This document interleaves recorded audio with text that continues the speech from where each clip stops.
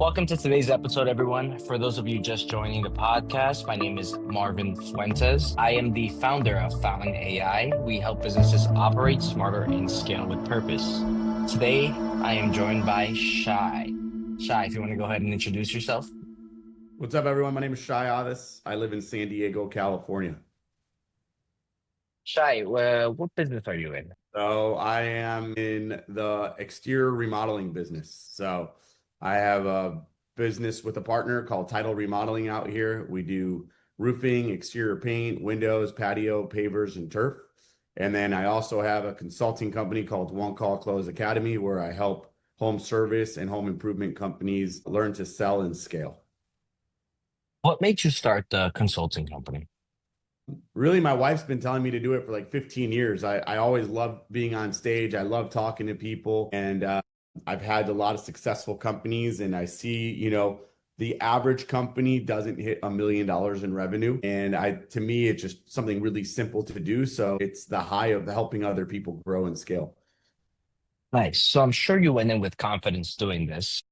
Yeah. What was probably the one unexpected challenge that came up? Myself, I think one of the biggest challenges most people have is their limiting beliefs and, fear of putting yourself out on social media and what are people going to think of you and what are people going to say. I'm sure you thought about your podcast well before you're like, okay, man, I'm going to rip off the Band-Aid and just go and do it. Right. Mm-hmm. So Yeah. I think we put limiting beliefs on ourselves and we worry too much about external factors. And I think that was my biggest problem, because if I would have just put that to the side, I probably would have started this maybe 5 years ago or something, way, way, way earlier than I already did. The remodeling company, what year did you start this? So I've had multiple remodeling companies. I've had business partners and stuff like that. Title Remodeling started also May of 23. So the last week, May 22nd, 23 was our first day in business. We did $6 million that year in those short couple months. And then we did $18 million in 24. What made you get into that business? Funny enough, the way I came into the business was a Craigslist ad. Back in the day, we used to all use Craigslist, So I've been in the industry 16 years. My first corporate job was selling software over the phone. It was like the movie Boiler Room. You had to wear a suit all day. You wear a headset. There's a TV monitor that shows how many phone calls are coming out of your phone. And funny enough, I got fired for not selling enough software. And then I professionally started interviewing on Craigslist, like going to job interviews. And I went to a home improvement company and they're like, yeah, so basically you're going to go to people's houses and you're going to sell them exterior remodeling. And I'm like, no office, no phone, no computer. Like I'm in. And I saw what the sales board, what was the top guy doing, what was the bottom guy doing. But I was scared because it was commission only, right? Kept interviewing and interviewing. I think I interviewed on a Tuesday. I interviewed a bunch of other places, but every interview I sat in, I kept thinking about the remodeling one. So I went back to the remodeling company on a Friday, talked to the owner. He's like, what do you have to lose? Just give me a shot. And here I am 16 years later, still in the same industry. Which business do you spending most of your time in I currently? definitely spend most of my time in title remodeling. So Got it. I'm there. I go to the office every single day. I meet with our canvassers. We have door knockers that go door knocking every day. I have production staff in the office that produce the jobs. I have salesmen that are out and about. But even though I'm at the title office every day, I do a lot of work on One Call Close Academy. So I would split the time, but they are also so intertwined, because with One Call Close Academy, I'm coaching businesses just like myself. So a lot of what I do for myself, I'm like, okay, let me share this with my other clients too. I believe in that there's enough sunshine for everyone. A lot of wealthy people, they hide and guard their secrets. And then I've met people that are wealthier than those people and they share everything. So I've learned to share all the knowledge and share all the information I have to make, a rising tide rises all ships, right? So I'm all about the collaboration with other people. So what did your day look like right now then? So I go to the office usually 9:30, check in with the office staff. Our canvassing meetings at 10 o'clock. I'll go to it a couple times a week. and just inspire or train the reps, see what's going on. Then I'll work on whatever projects I have going on. I'll do the banking, I'll do the financials, I'll check in with our production team, answer questions. They're pretty self-sufficient. So I'm there more for moral support to let them know I'm part of the team. And then I'll do like today, I have a consulting call. So I'll do some consulting calls during while I'm at the office in the downtime. We'll do some interviews in the afternoon, work on things in the business. And then I try to get out of there by usually around 4 o'clock because I am a father to 3 kids, and that's the most important job. Amazing. If you had to identify your biggest bottleneck in the consulting business, what would that be? In the consulting space, it would probably be more clients, right? A lot of people want the results. A lot of people aren't willing to put the money to get the results or to put the work in to get the results. A lot of people that I consult now, even though they pay the money, it's the same conversation every week. You're just waiting for people to actually take action. Why do you think that is?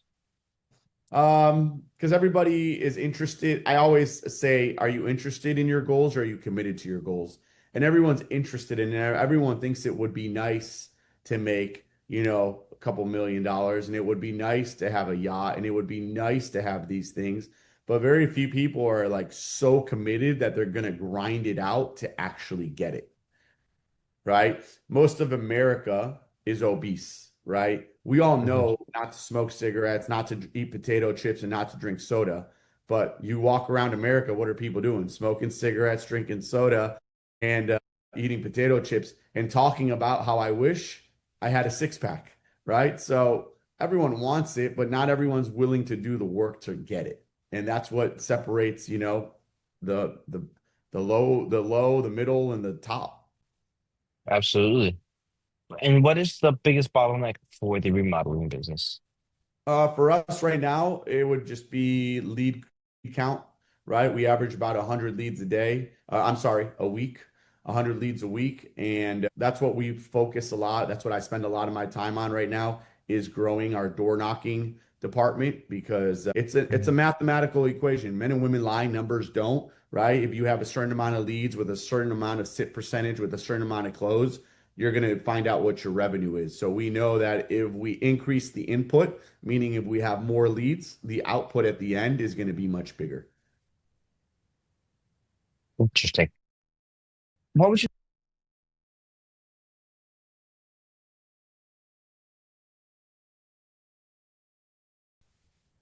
Hmm.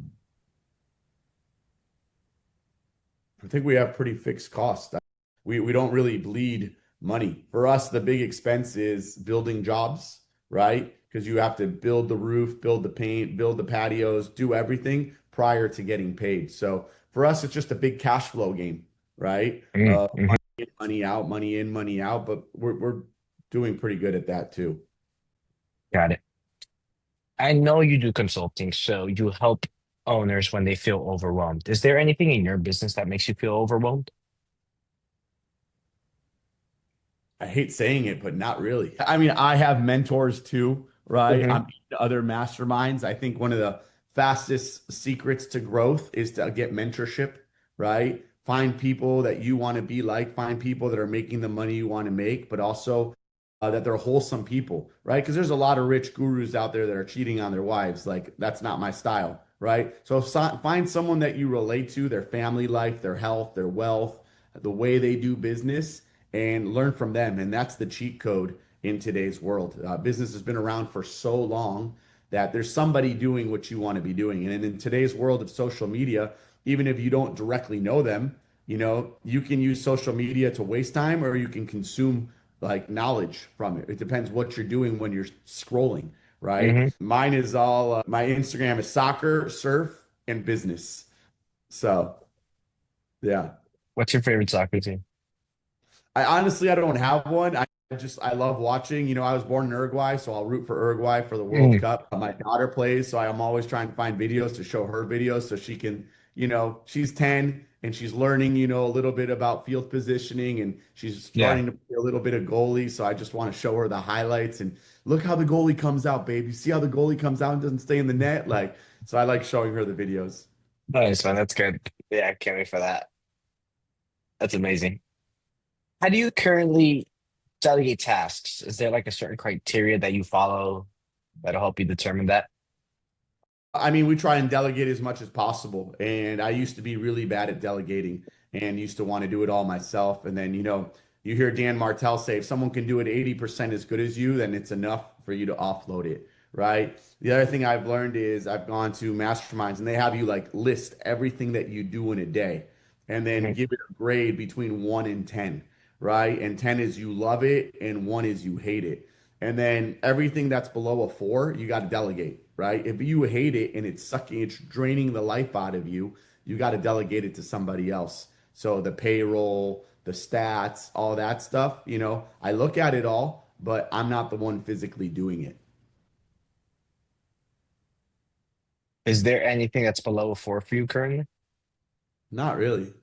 I'm pretty happy, dude. I love my office. I love my team. My office is 4 miles from the house. My wife will stop by and have lunch with me. The kids aren't in school. They'll stop by. I can run out to them. So I'm very grateful. I live a very blessed life. I think about how grateful I am every morning, and that allows the day to go way smoother. Now, on the opposite side, is there a 10 for you? There's a lot of tens. Watching people win is my ultimate 10, right? From my canvassers to my sales reps to my consulting clients, I get messages. Mario, one of my guys, was texting me from Ohio the other day. He didn't have leads, and I was teaching him how to door knock. He's like, "Now I'm going to get more sales reps because we're two booked, And I'm like, "That's a quality problem, right?" And then I have Yeah. Jose up in Seattle. He's like, "We've been able to raise our pricing over 20% because of the stuff you taught us." And that to me is just like the feather in the hat. Their wins are my wins, right? And it's Yeah. actually a lot of times the high comes more from their wins than my personal wins. What is there any common, trying to figure out how to word this. Is there any commonalities in personality with the people that tend to succeed most with the consulting business? Yeah, they're hungry. They're hungry, they're doers. They all have morning routines. They all work out. They all read. They're doers, right? They're absolute doers. And you tell them to do something and they do it. You see them on Instagram, you see them on Facebook. They are always in their business, right? Even when they're with their family and stuff, they take the break, but like these people just eat, breathe their business, just like myself, and they love it. And you can tell when someone loves it and when someone doesn't, right? And it's funny, my grandfather, he passed away, but he was on his third wife, and he's always like, "Shy, life is short. If you're ever upset for 4 hours, the 25th hour, you should pack your bags." Now, I don't necessarily believe in that, but it's like life is short, right? I've had a daughter that's had lymphoma 3 times. It shows you how precious life is. So it's like you got to make the best of it and you got to get out of the funk. If you're in the funk, right? Go for a run, get in the ice bath and shock the system. Write on a piece of paper what you're grateful for. Count your blessings, and the strongest emotion a human can actually experience is gratitude. So sometimes you just need to spend a little more time in the gratitude because the problems will always be there. And when you're grateful, you come up with different solutions to the problems that you think that you have. And a lot of times they're not nearly as big as you think they are. 90% of the thoughts we have never come true. What if this happens? What if they say that? What if I go here and that, 90% of that is just garbage in your head that you just exhausted yourself and messed up your circadian rhythm and your heart and your breathing over shit that's not even real. Went through my fair share of those. Yeah. I mean, and I'm Mhm. trust me, I can talk about it, but I go through it too, and that's when you need a life partner like my wife that's incredible to snap you out of it. Mhm. Is there any process that, let's go to the remodeling business first. Is there any process that feels outdated or inefficient currently that you hope to better in? Honestly, I'm so lucky with my business partner. My business partner is the brains of the technology we use. And I mean, the biggest complaint that remodeling companies have that people don't know is communication, right? There's a lot of good handymen out there. There's a lot of painters, roofers, electricians, but these guys aren't businessmen, they're tradesmen. And the biggest complaint homeowners have is communication. And you probably know people that when you say the word contractor, they cringe because everyone's been either screwed by a contractor or knows somebody that has been screwed by a contractor. So when you say the word contractor, people cringe, and it's like you start at a very low point, right? You don't think of like the sigma cum laude of the class who owns a contracting business. You think of the guys that didn't graduate, right? So I think communication is one of the most important things. And my business partner has created our CRM. We use Monday.com, which you can write Mm. code in. And what most businesses do is they buy Jobber or Job Nimbus or something, and they tailor their business to the CRM, to what the CRM can do, while we tailor Monday.com to what we need it to do. So we have automations. The minute a homeowner signs up with us, they get an ebook thanking them for their business and how to make their house green. They get automated text messages a few days before their job starts. They get automated text messages showing them, copies of their work order 2 days before the job starts. They get automated surveys at the end of the job. So we are very, very blessed in our technology stack. And that's also why title remodeling is so successful in just the short two years and 2 months that we've been in business. Amazing. Same thing for the consulting. Very quickly though, are you the only owner in the consulting Yeah. business? Yeah. Now, is there any process that feels inefficient or outdated in there? So the consulting business is very organic, right? And it could definitely be more of a business, right? I had one of my best friends here last night for dinner. He's like, "Are you going to start doing some trade shows and setting up booths and getting clients?" And I'm like, I want it to get there and I don't want it to get there because right now I'm very in title remodeling and Mhm. I love consulting the clients that I have, right? I do a Tuesday call called the Closer's Edge, which is one to many, which that I would love to grow to 50 to 100 people. But other than that, I don't have a lot of time for the one-on-ones that I do. I prefer more consulting for on stage. I love speaking at events. I love being on stage. I love the one to many. So I definitely could have more efficiencies in the consulting. I could be running ads, which I don't run a single ad for, and stuff like that. But I do have a guy, Mike Fallett. If you don't know Mike Fallett, you should connect with him. He is incredible with Go High Level. So he runs my Go High Level and all my funnels and my automated text messages and stuff like that. So he does a great job for me keeping the consulting moving forward the way I wanted to. But I definitely could, and I will in the next year or so, focus on the consulting being more of a business and doing several $1 million a year in revenue. Got it. So is that your only way of getting customers currently? It's just word of mouth? For consulting. Yeah. It's my social media and word of mouth. And yeah, I'll speak on stages at events and I'll always pull a couple clients from each event. But yeah, right now, like I probably will start doing some either Meta ads or Google ads for the consulting, especially for that closer's edge that I do on Tuesday afternoons. Got it. Okay. If you had a magic wand to instantly improve any part of your business, what would that be? Consulting or title? We could start with the consulting. Consulting, I would want the back end staff that I don't currently have to make it, Mm. pushing out social media every day, people that work just for me, right? Which I think I'm going to be switching over to getting some VAs instead of the social media people I have. Just because with them, I'm just a cog in the wheel, right? But when you can get people that work solely for you, they're also thinking about how to grow One Call Close Academy, just like I am. So that would be my magic wand, would be like just to have a team behind One Call Close Academy, just like I have a team behind title remodeling. Yeah, absolutely. And then for the title remodeling business. Um, More door knockers, more leads, right? We do about 1.5 million to 2.5 million a month in sales right now.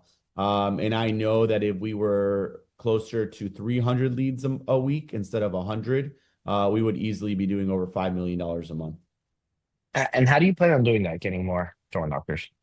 So I have a recruiting company that does interviews for us. They do 2 interviews. They do a group interview. They do an in-person interview. So it's already happening, and we have a couple people starting every single week. And then the other part is really focusing on my team captains. And I believe that if you are too lenient, then people walk all over you, right? So if you have high tolerance, you have low culture. If you have low tolerance, you have high culture. And that's something we're working on. That's one of the things I'm going to go. You say, what's your day look like? First thing I'm going to do today is I'm going to meet with all my managers, my team captains for our door knocking. And we got to go over every single one of their reps. How many leads did they get last week? How many demos? How many sales? And then it's we got to make some cuts, right? We can't have people on the team that want the hourly. We want people on the team that are here to make the commissions. I have door knockers, that are very young, and some of them will make well over $100,000 this year, and they're just going door to door walking.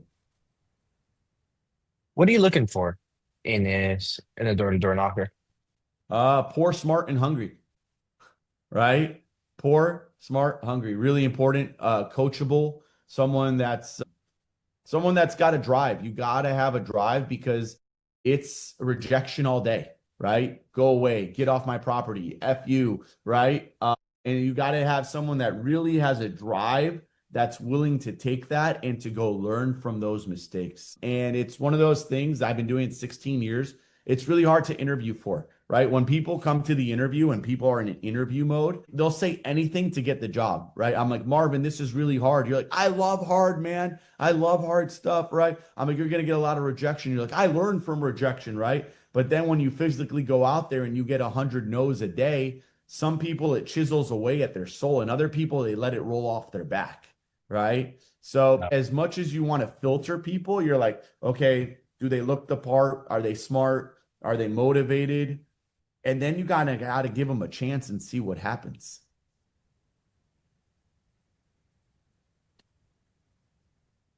I've never done door-to-door sales, so I'm just trying to put myself in a position like I wonder how I would perform. I've Yeah, never done sales at all. it's a lot of fun. I'm telling you, it's a lot of fun. And I tell people all day, it's 90% mentality. If you make it a game, right, Yeah. and you don't worry about the rejection from people, then you just move on. But if you're going to take it to heart and you're going to be like, man, I hate this neighborhood and it's so hot out. And if your mind starts going that way, then it's going to be a really long day and it's going to be really hard. So it's 90% a mental job of how you talk to yourself. What is your self talk? Do you have limiting beliefs? Or are you just like that go-getter? Like Marvin's like, dude, the next door, that's mine. The next guy that opens, I'm going to close him. The next one, that's me, right? And if you have that optimistic point of view, you're going to do well. But if Hmm. you're like, cups half empty kind of guy, it's going to be a Hmm. long day for you. So, what advice would you give to somebody that maybe has that framework of a cup half empty? I mean, write down your whys, right? A lot of people spend a lot of money on therapists, but if you grab a blank piece of paper and you start dreaming, right, all the things that you want and literally no judgment, just start vomiting like, I want a yacht, I want a Rolls Royce, I want a house in France, I want this, right? And then you'll find the motivation. And for some people, it might not even be these luxury items. It could be like, I want enough money to get by every month. I want to be able to pay my rent without stress. I want to be able to eat out twice a month. I want to be able to buy my kids gifts on their birthdays. But if you start writing down the whys, right, then like that'll motivate you yourself too. Absolutely. Have you ever felt like your business was plateauing at any point? Um, The title business? Title business, no. We put so much into it and we are always looking to grow. And we do attend masterminds and I go to different seminars and we always come back with a list of action items. And my business partner and I will sit down after and be like, here's our takeaways. What's going to be our focus for the next 30 days? And then we execute. And then at the end of every month, him and I, we leave the office, we go out to a nice restaurant and we check in with each other. It always starts with, if you were my business partner, it would start with, Marvin, are you happy? Right? How are things? Blah blah blah. And we do like an internal check with each other, and then we get into the business. And it's like, hey, this is the things we had to do over the month. Let's go down the list. And it's always without fail. We did it, we did it, we did it, we did it. This one's being worked on. Okay, what's going to be our bonus for our sales reps next month? What's our bonus for our canvassers next month? What travel do we have on our calendars? And what's going to be our focus for the next 30 days? So we're constantly moving the needle forward. And our again, we have our why and we have our goals of hitting $5 million a month that we're so far from ever thinking about a plateau. Fantastic. And well, one, that's great that the way that you approach the conversation with your business partner first, checking in internally on how things are going. I feel like most people probably don't do that. Yeah, and then Yeah. it creates resentment and then there's an explosion. Yeah. So I mean, we talk daily and we sit in each other's office every day, but like the getting out of the office changes the atmosphere completely. And I tell people who have sales reps too, like there's a different feeling if you were my sales rep and I call you into my office, you're like, "Oh shit, I'm in the principal's office," right? And it's like, "Hey Marvin, you want to go hit some golf balls?" Or Marvin, you want to go for a run? Or Marvin, you want to come to my house and sauna and ice bath? And then you get more personal with them and you build much more of a mentor-mentee relationship and you can Hmm. have a lot of influence on these people. And that's one of the biggest things for managers to know is your reps want to be like you. So make sure you're giving them something they want to be like because the minute they don't respect you or they don't want to be like you, they're going to find somebody else to go to. Yeah, absolutely. That's some great piece of advice. Are there any trends in the industry that you see emerging? Trends in the Yes. door knocking's one. It's been around a long time. I see a lot of companies that got away from it, going back to it, right? I think it's the fastest speed to lead, right? You can spend money on SEO, you can spend money on Meta, but everyone's going to tell you the same thing. The algorithm needs to learn, the algorithm needs to learn. You got to build the ads, you got right? Versus if I teach you how to door knock, we can go door knocking today and tomorrow you have leads, right? It's Yeah. that fast of a result. So I think that's a big trend that people are reverting to is back to door knocking. Other trends, I would say, the use of AI. Some companies are using it way better than others. We're looking always for ways. Again, my business partner is younger than me and he's very, very savvy. I'm super lucky to have him. And he's always looking into AI and how we can use it. And Monday.com integrated AI into it so we can pull some data from it. I would think those are the two big ones right now. Yeah. And do you have any plans on how you would probably implement AI into the business? We always talk about like the phone people, right? That's a Hmm. big right now. People to answer the phone, especially when the office is closed. Because when you Yeah. miss those phone calls, when someone calls for an appointment, you got to have someone answer the phone and book that appointment. So Yeah. we've been toying with ideas of things like that. We use it a lot in like things in the background that create your stats for you and give you your numbers and stuff. So people don't have to sit there and plug in into Excel, make spreadsheets like you once did. Like the spreadsheets are made for you. Yeah. And then there's been, more for the consulting and for title. There's a lot of companies now coming up with role playing with AI, where like if you were a sales rep, you could just pitch the AI would play back with you and role play, and then it would tell you, here's your pitch, here's the things you did well, here are the things that you missed. Or even sales call analyzers. Very similar. Sales call analyzer, a pitch analyzer, same thing. I know Hmm. there's a big company called Rilla that's Hmm. been doing it. There was another one, Zero. I don't know if Zero's still around. They were a lot of my masterminds, and now I haven't seen them in the last year. But I'm sure there's a new one every day. Yeah. It's crazy how fast things are speeding up.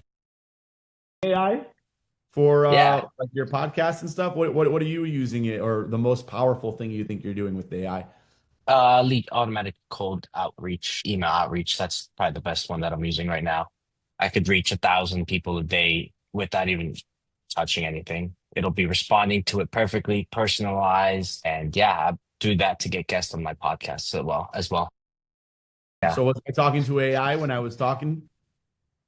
Which one? The email? No, on Facebook? No, that's all me. That's all my personal Facebook A stuff. lot of Yeah. times my people will be like, I was talking to you on Instagram. I'm like, you were talking to my social media team, but I read it. I read it, I'm on there a lot. So if you're hitting me up on Instagram a lot, I usually see it, but like every now Yeah. and then the social media team will beat me to it. Yeah. Yeah, it's crazy. Now a lot of people don't even know who's responding, right? Yeah. And Especially like the bigger guys, like, because I'm trying to Mhm. get on some bigger podcasts and spread. I've written 2 books, so I try to get the book out there and stuff. And it's like, am I talking to you or am I not talking to you? Yeah, absolutely. And what's crazy? Well, there's actually this new thing that I actually just saw yesterday. I think it's called Replic, where it's for agency owners though, but they you put in the spreadsheet, the website, and the email of all these businesses, and it'll create a custom video of you in the video, and it'll have their website in the background. And you try to cold outreach to them to put an appointment, and it'll go on their website automatically, put your face overlay in it. So it looks like you're scrolling through their website as you're trying to schedule an appointment. Replic. It's Oh, it's like insane. replicate, like replicate. Mm. Yeah. Very cool. Yeah. Yeah. Insane. There's so many things going on in that space. It's fascinating though to see every day. Your goal for the next 6 to 12 months with the title company. Blow it up, right? Get to that $5 million a month. Try and hopefully maybe open up another office or two. We have a couple reps that are getting ready. They're learning enough, and we'll be able to give them offices within, you know, an hour and a half, 2 hours away from the main office. So start opening up more offices. My business partner and I also want to start another company called Title Home Services, where it's more reoccurring revenue doing solar cleaning, window cleaning, and gutter cleaning. That's on our to-do list to open that up. We're doing a big merger with a bunch of other companies around the country, trying to become like a national roofing company as well. So we have a lot of irons in the fire right now that we're working on. Fantastic. That's that serial entrepreneur. There's never enough. There's never enough. And how about for the consulting business? What's the goal 6 to 12 months from now? I would like to have 100 people on the closer's edge. That would be big. I'd love to try and get on some bigger stages, paint con, sales con, roof con, other events, and just share my message with the world. One of the best parts of consulting and speaking on stage is usually I affect, 30 to 40 people within my business, which is cool to affect them, right? And teach them and inspire them. But it's a lot more fun to inspire thousands of people at a time, right? And that's what the consulting allows me to do. It gets me out of my own company and into many other companies. And one of my mottos is to empower ordinary people to achieve extraordinary results, right? So if I can get out in front of more ordinary people and not calling anybody ordinary, but right, and help people level up, that's a lot of fun for me And what's your goal personally, 6 to 12 months from now? personally. Just continue to be a good father and a good husband. My kids travel a lot, so continue to give them a good life. We're going to Hawaii in 2.5 weeks. We were in Tahoe a couple weeks ago. They've been all over, so to Nice. continue to enjoy life, right? I don't feel like I work like I work, but it doesn't feel like work. I really enjoy it, right? And just to continue to be happy with my life and the people around me. We're going to be building our house come February. So that's really a personal feather in my hat that I'm really excited to do. We're going to go from a 1,300 square foot house by the beach to a 3,400 square foot house by the beach and a pool and a backyard. Yeah, just to keep thriving, dude. That's my goal. Amazing. One last question for you. I don't want to take too much of your time. If you were to start over in your consulting business, what are 3 things you would change? In the consulting business, 3 things I would change. I would go bigger sooner, right? A lot of times when people start a business, they don't throw a lot of money at it because the mentality of like, what if I fail, right? And I know I'm not going to fail because I go all in. So I would have just gone bigger, faster, right? That would be a huge one. Yeah. And I think I would have just put myself out there more and not worried about what people think. On my social media, there's videos of me every single day, but you know how often I'm like, I should make a video about this. And then I'm like, nah, instead of just boom, do it, get it, check mark, you like overthink it and you talk yourself out of it. So I still need more of that muscle memory of just like Hmm. thought, action, instead of, thinking about it. Too many people in this world I see have what is it called? Analysis paralysis, where they just analyze shit for too long and do nothing, right? Where it doesn't have to be perfect. And people hold on to like, what if this clip isn't perfect? It's like, then people will see it and they'll move on and no one cares, right? It's like this whole just not caring mentality. It would allow me to move much faster. And for the title company, what are three things you would change if you were to start over? Oof. Man, I'm so like, not to be boastful, I'm so happy with the company and the way we are. So, one of the things we did, for example, is we took a small office, beautiful office, right? Hmm. And then 4 months later, I took the office next door to expand and knock down the wall. And now our office is gorgeous. But I would have gone all in, like I said earlier, right? Instead of making that happen, I'd cut people faster, right? We love our people and I love to inspire people and I want to see people win, but sometimes that you we I'm guilty too of having that low tolerance or the high tolerance, and we've let people stick around for too long. And the funny part is it doesn't just affect the person that you let stick around, it affects the masses. So you got to get rid of the low producers much faster so that the team culture is that of winning, right? I'm sure Yeah. you've played sports, right? And some people have that coach that practice is always so fun and we just scrimmage and whatever, and they lose every game, right? And then you have the coach, he's like, dude, this coach is a hard ass. We run so hard. He's so hard on us, blah, blah, blah. But that's the guy you remember your whole life and who Yeah. molded who you are as a person, right? And I want to be that guy, right? And I always tell our people, you may not like me 13 days a week, but every 14th day when you get your paycheck, you look at your check and you love me, right? So that's what it's all about. Shai, fantastic advice, brother. I really appreciate you jumping on this call. Is there anything else you would like to leave with the listeners? Facebook group, free Facebook group, onecallcloseacademy.com. I would love to blow that group up too. I give free knowledge on there all the time. There's a lot of great people sharing information on there. If anyone is interested in learning how to close, one of the things, One Call Close Academy, what is that? I teach people how to close in one visit, right? So my guys sit at the kitchen table one time. There's no be backs, there's no follow ups, and we close at a very high level. So every Tuesday at 4 o'clock Pacific, I have the Closer's Edge. I'd love more people to hop on the Closer's Edge.